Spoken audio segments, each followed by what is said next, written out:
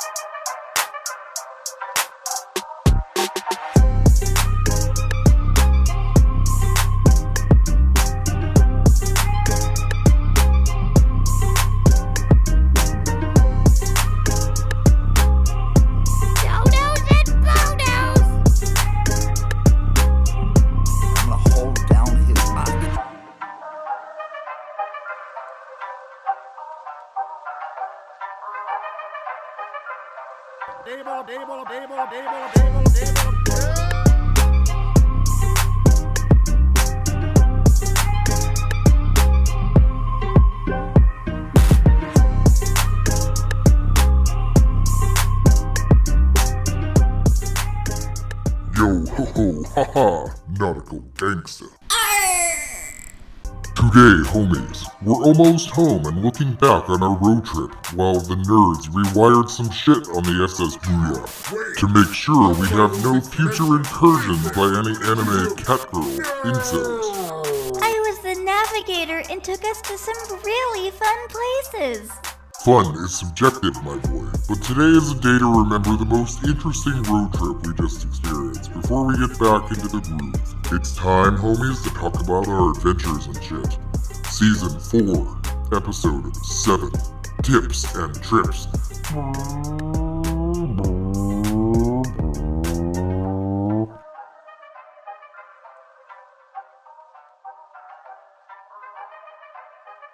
As you can see today, homies, I am coming to you from the cockpit of my fine electric driving machine, and the GC is in his fort in the trunk for some reason, rather than riding up front with me. We just got done wrapping up a fun road trip, and we're on our way back to the SS Booyah, after a very interesting adventure. GC, come on up front and join me. We're finally almost home. Nah, I'm good. It's safe back here, and there's no creepy pixelated anime cat girls, and you know what? That's okay right now after what we've been through. I hope that creeper, the Avatar, is gone from the boat when we get back. I'm kinda scared. Alright, GC, whatever floats your boat, my boy. Trust me, we've had the strongest firewalls installed, and that incel, he'd never come out of his mother's basement to visit us in person. Ready to share the tale of our adventure? I sure am. Whee!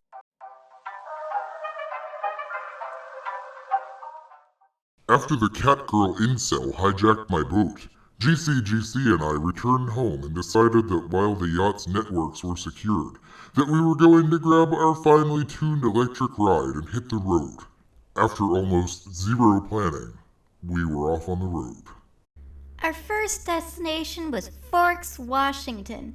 We took a ferry, and as is usual for me when I'm on a boat, I projectile vomited the entire time, even on the captain, who had invited me into the wheelhouse for a tour. He was pretty mad.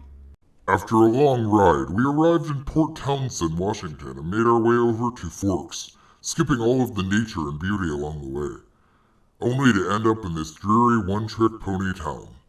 Upon arrival, we took ourselves to Tillicum Park, where the locals were having what is referred to as a live-action roleplay.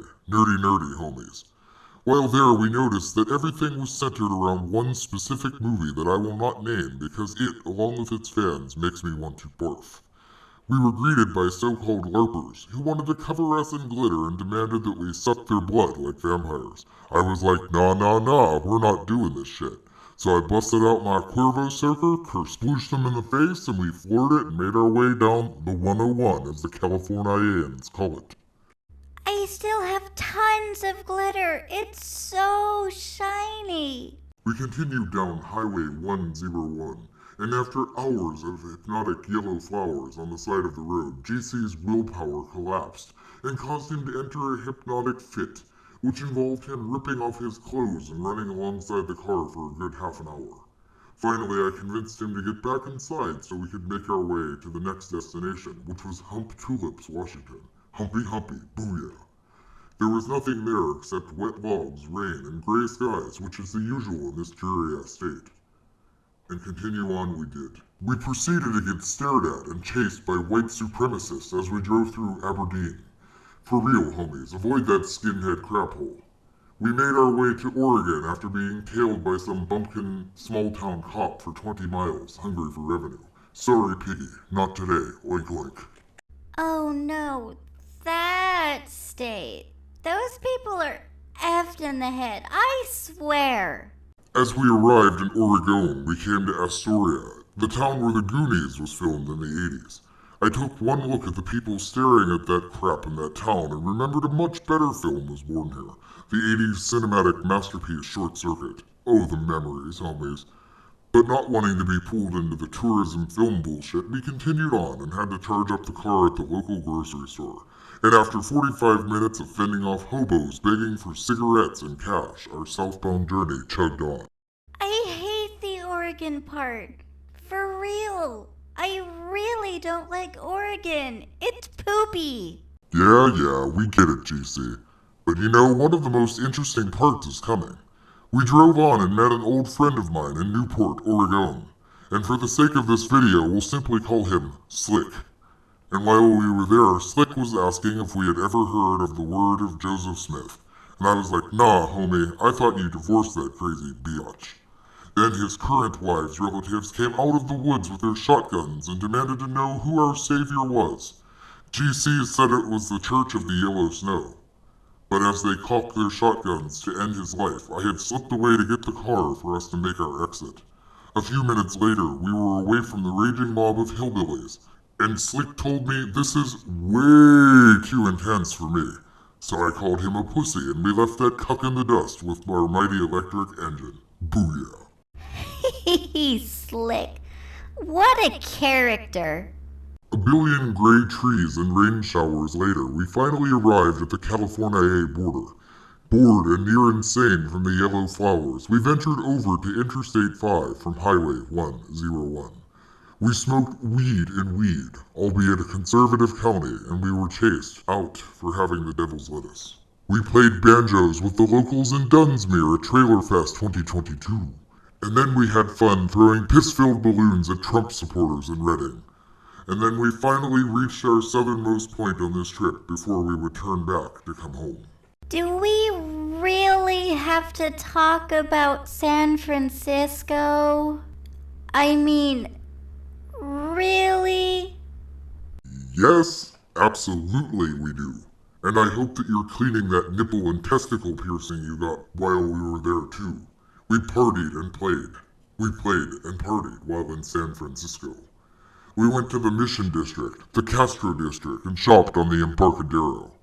Then we finally decided to take the infamous San Francisco streetcar, but due to GCGC being curious and tampering with the brakes, they failed, and we, along with every person on board, took a very steep ride down Hyde Street, with the streetcar coming to rest in front of the Ghirardelli chocolate factory, while many people got severely injured. GC, however, needed to get a job packing fudge and serving ice cream to tourists to pay off the damage to the streetcar, so we couldn't have landed in front of a more convenient place. Hey!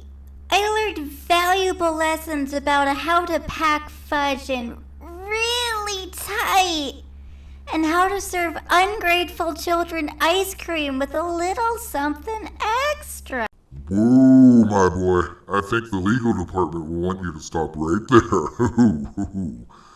But after about a week of GC working there, he paid off the damage to the streetcar company, and we decided it was time to head north once again. We packed it up from our $3,000 a night Airbnb, because it is San Francisco after all, and took ourselves over the Golden Gate Bridge and back over to I-5 to head back to my beloved yacht. Our trip northbound was uneventful until we arrived in Echelon, Oregon, where the local Shakespeare Festival was taking place. While we were there, an old friend of GC's asked him to participate and help replace an actor who had called out sick. And hoo boy, some fun stuff came after that. Sweet are the uses of adversity which, like the toad, ugly and venomous, wears yet a precious jewel on his head. Right, so it was a 3-day gig, and we were going to be sticking it out in Oregon. GC went on to perform Shakespeare, and might I say, he did surprisingly well. Our doubts are traitors, and they make us lose the good we oft might win by fearing to attempt. Oh, so dramatic. I feel like an artiste already.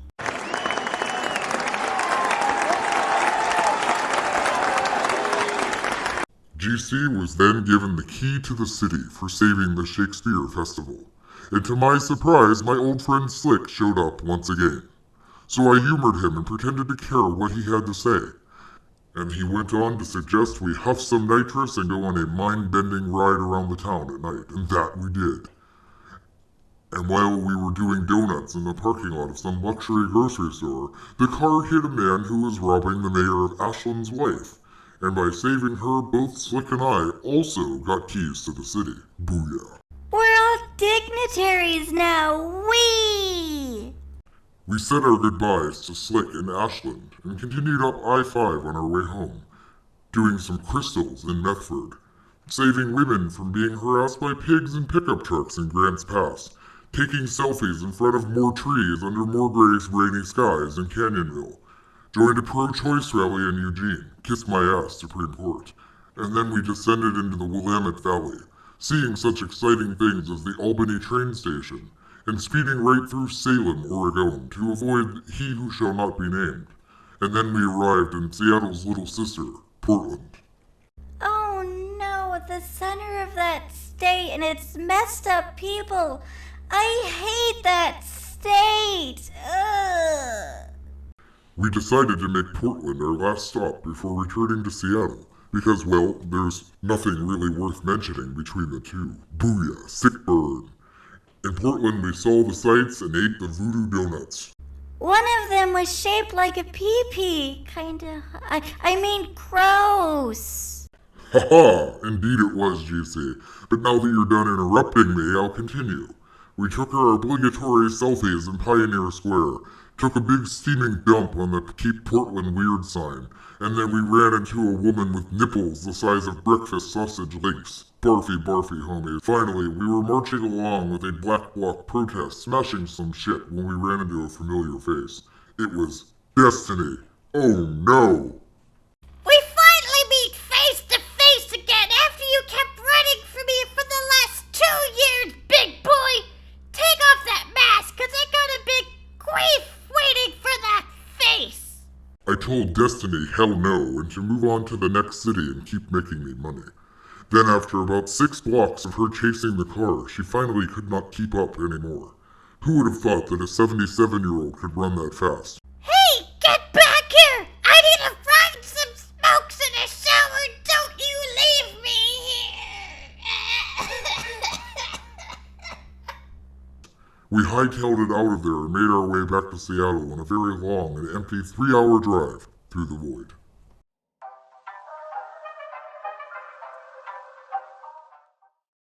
And there we are, my homies, a long and interesting trip up and down the Northwest and Northern California coast, as well as the interior. I, however, have realized something during that trip. The Northwest is a dreary-ass place that makes PDCP feel pretty sad inside. And I'm ready to pull up the anchor on this venture.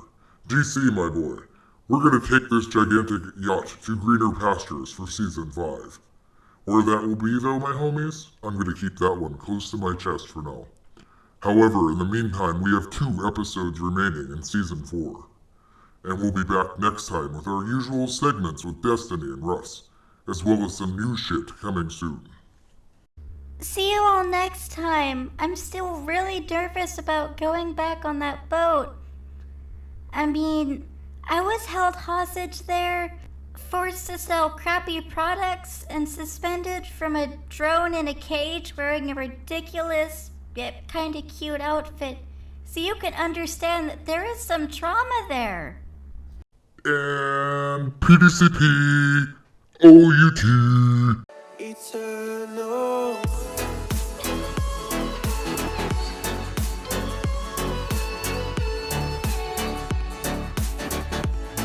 Eternal.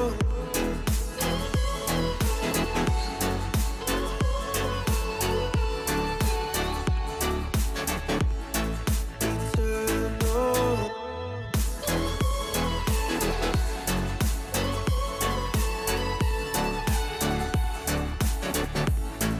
Eternal.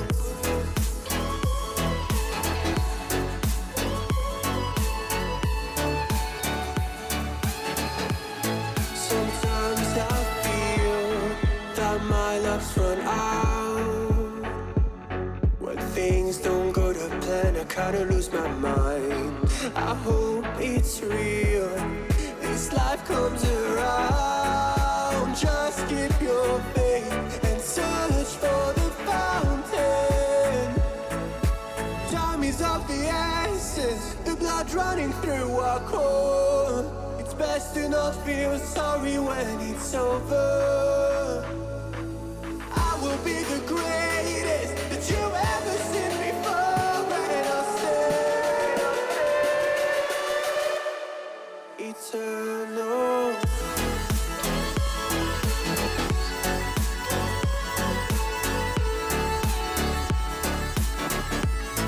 Eternal. Eternal.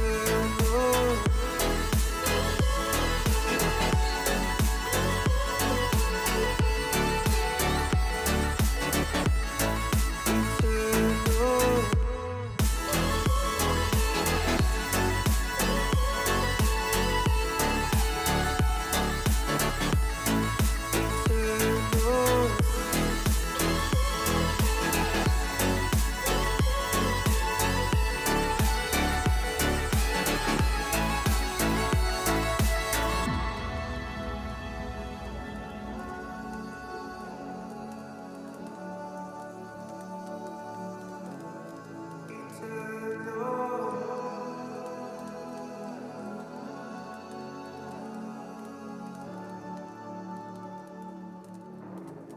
Eternal.